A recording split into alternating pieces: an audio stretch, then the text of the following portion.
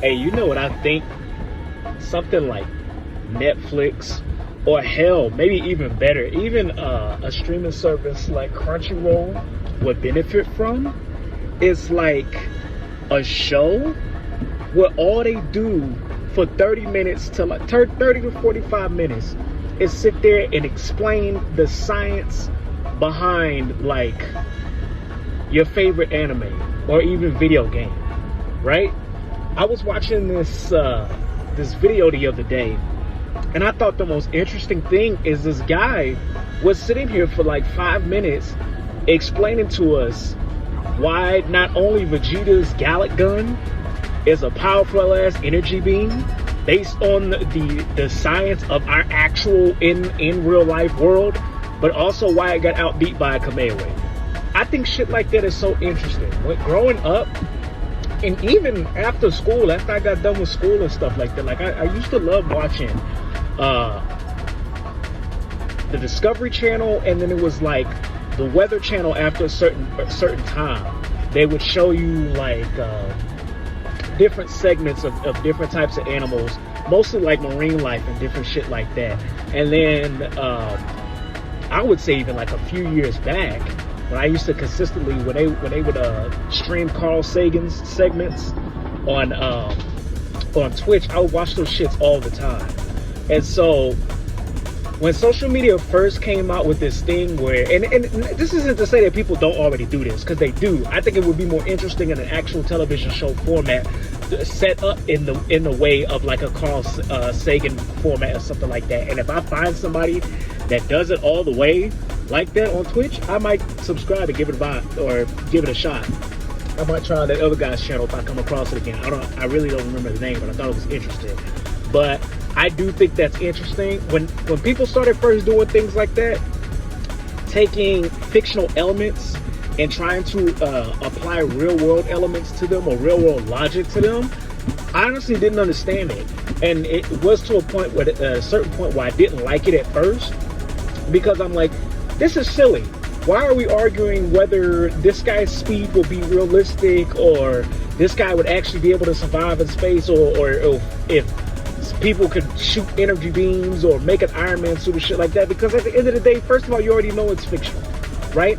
Second of all, it's like, why are we trying to apply our real world elements to a fictional universe where literally everything is off the fucking table? Like, nothing makes sense there.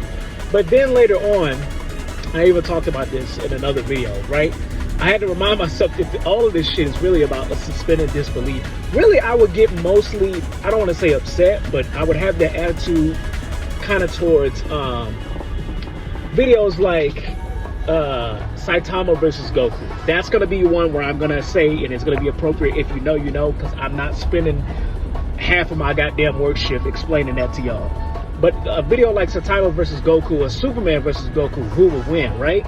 And it's like, why are we arguing this? Because at the end of the day, whoever's writing the comic or the script or the manga, that's who's going to have him win. Or whoever they decide to win, that's who's going to win, right? But I do like watching stuff where somebody will have the demeanor and the fucking air, or as they call it nowadays, fuck what they call it. I'm going to call it what I'll call it. They got the demeanor in the air of like a Carl Sagan or like a Neil deGrasse Tyson, and they'll go in and and break down your favorite anime character, your favorite video game scene, or anything like that, and apply it to real world elements, and it bears no fruit other than the fact that this is just nerds doing nerd shit, and I love it. I fucking love it. And I personally think that we should have like some kind of segment or some kind of show, either like on Netflix or either Crunchyroll, something where people that would enjoy that type of thing would actually go and watch it, so that way you're not losing no profit by putting this show up there, or it can last more than, you know, one season. But I like things like that, like documentary type deals, or learning segments.